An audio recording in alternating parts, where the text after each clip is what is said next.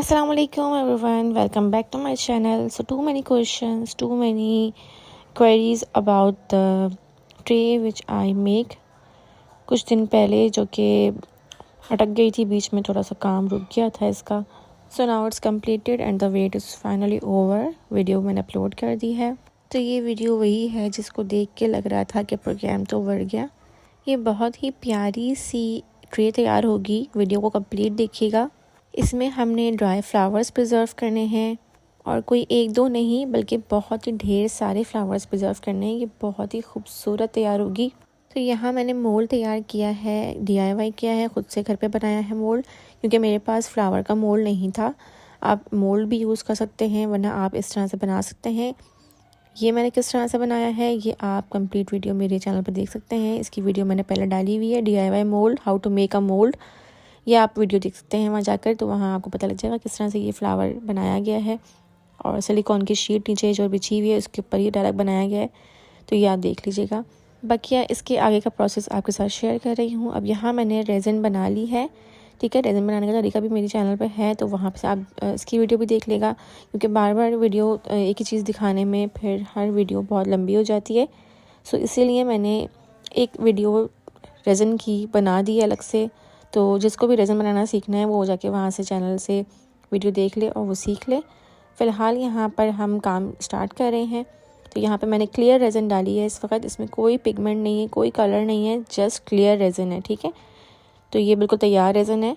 और अब हमें इसमें फ़्लावर्स प्रिजर्व करने हैं और फ्लावर्स को हमने उल्टा रखना है, यानी कि फ्लावर का जो फ्रंट शेप होगा वो हमने नीचे की तरफ करके रखना है उसका फेस, क्योंकि एक्चुअली जो हमारी ट्रे तैयार होगी उसका फेस जो होगा ना फ्रंट का, वो बैक साइड वाला ही होगा. यानी कि हमने जो भी काम करना है वो ऊपर की तरफ करना है, लेकिन जो हमारी ट्रे तैयार होगी वो बैक साइड से होगी. तो यहाँ पे मैंने मल्टी फ्लावर्स यूज़ किए हैं, क्योंकि मल्टी फ्लावर्स जब हम यूज़ करेंगे तो बहुत ही प्यारा लुक आएगा इसका. मतलब जाहिर सी बात है कि मल्टी कलर्स जो हैं वो बहुत अट्रैक्ट करते हैं अपनी तरफ. तो ये इसकी बहुत खूबसूरत ट्रे तैयार होगी.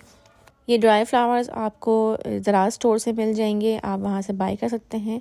अच्छा, ये ड्राई फ्लावर्स हैं और एक फ्लावर प्रेस फ्लावर भी होते हैं जो कि थोड़े से दबे हुए होते हैं.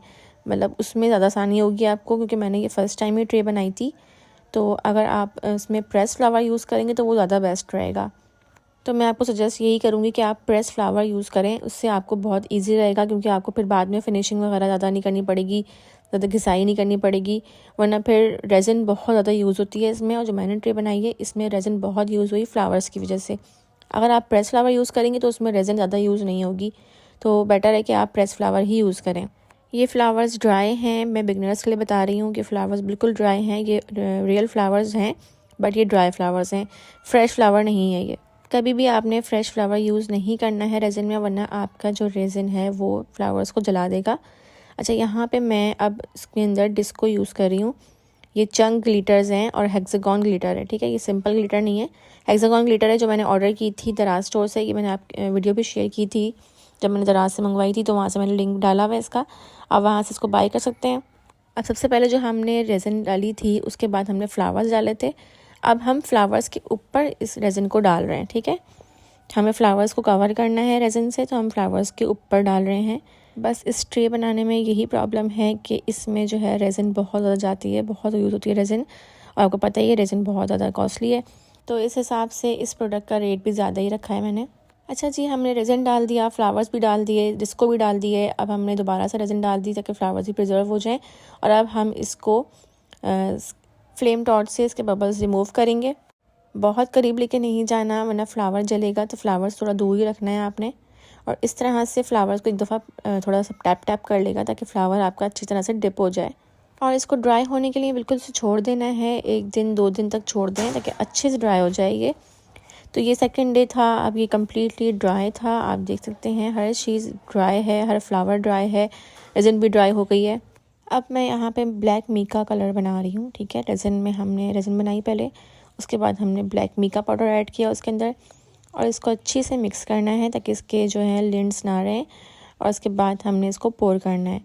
अब हमने इसको पोर जब किया है तो आपको पता ही है कि हमारी फर्स्ट लेयर बिल्कुल ड्राई है, फ्लावर्स हमारे उसमें प्रिजर्व हैं, तो इसीलिए हमारे फ्लावर्स को कुछ भी नहीं होगा, फ्रंट लेयर को हमारी कुछ भी नहीं होगा, क्योंकि वो कम्प्लीटली ड्राई थी. अब हम यहाँ पे ब्लैक लेयर डाल रहे हैं जब भी हम कोई फ्रंट व्यू की चीज़ बनाते हैं, जैसे कि जो चीज़ ऊपर की तरफ होती है, तो उसमें भी हम ऐसे ही करते हैं कि अगर हम ब्लैक कलर यूज़ कर रहे हैं, वाइट कलर भी यूज़ कर रहे हैं, तो हम पहले नीचे डालते हैं वाइट कलर, उसके बाद हम जो लास्ट लेयर लगाते हैं वो क्लियर रेज़न के लगाते हैं।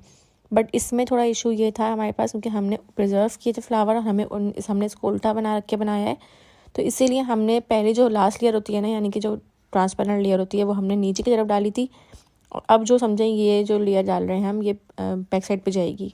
तो यहाँ आप देख रहे हैं कि कितनी ज़्यादा रेज़न इसमें जा रही है, तो इसलिए आप लोग जो है वो इसमें प्रेस फ्लावर यूज़ कीजिएगा, ताकि आपकी इतनी ज़्यादा रेज़न खर्च ना होगी उसमें भी, बट कम ही होगी, इतनी ज़्यादा नहीं होगी जितनी इसमें खर्च हो रही है।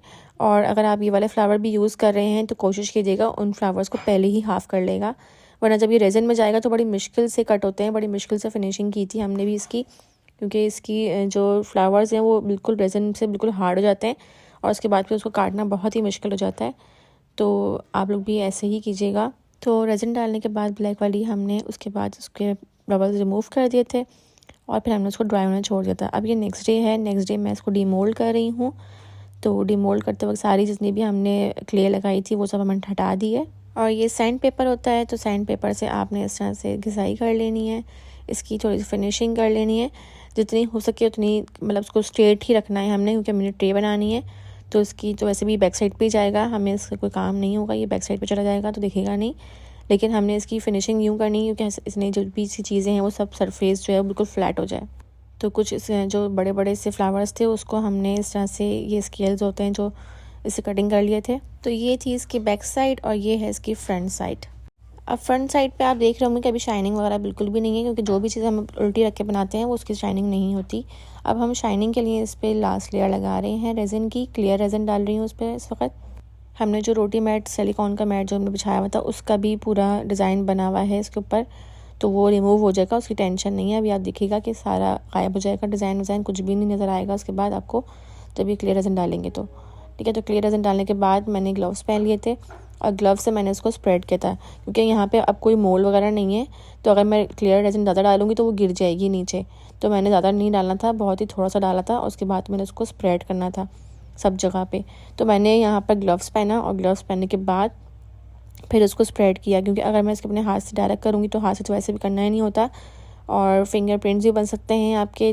तो इसलिए जो है इसकी फिनिशिंग के लिए अच्छी सी मैंने इसमें ग्लव्स पहन के हाथ से ही इसको पूरा स्प्रेड किया। जितनी बार भी रेज़न डालेंगे उतनी ही बार हम फ्लेम टॉर्च से बबल निकालेंगे।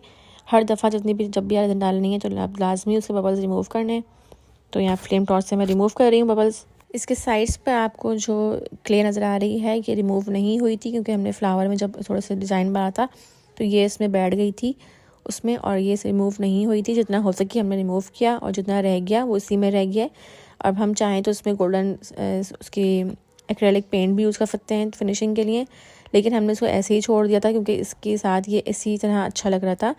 जो कलर हमने, ये हमारे फ्लावर्स वगैरह से मैच हो रहा था और बेज कलर था क्योंकि वो क्ले का, तो वो बहुत अच्छा लुक आ रहा था इसी से ही। तो हमने इसको रिमूव नहीं किया, हमने इसको ऐसे ही रहने दिया है। अब यहाँ पे मैंने हैंडल्स अटैच कर लिए थे, ये जो रेज़न मैंने डाली थी इसी में ही ये लॉक हो गए थे। अलग से कोई ग्लू यूज़ नहीं किया, कुछ भी यूज़ नहीं किया है, जो रेज़न हमने डाली हुई थी उसी के ऊपर हमने रखा है बस। तो ये था इसका फाइनल कंप्लीट लुक, और आई होप कि आपको अच्छी लगी होगी। वीडियो को लाइक करिएगा, चैनल को सब्सक्राइब कर देगा और ज़रूर बताएगा कि आपको कैसी लगी। और इस पे तकरीबन 4 ग्लास तो आराम से आएंगे, और ये बहुत ही प्यारी लुक दे रही है, बहुत ही खूबसूरत तैयार हो गई थी, just looking like a wow, इतनी हसीन लग रही थी बनकर। और कुछ दिनों से मुझे मैसेज रिसीव हो रहे थे, जब भी कोई आप लोग कुछ चीज़ बनाते हैं तो मुझे मैसेज करके बताते भी हैं कि ये हमने बनाई थी और आपके चैनल से देखी थी। मुझे बहुत खुशी होती है कि चलो मेरी काम देखकर कोई सीख रहा है, तो ये बहुत ही खुशी होती है मैसेज पढ़कर। तो मिलते हैं आपसे नेक्स्ट वीडियो में, तब तक के लिए अल्लाह हाफ़िज़।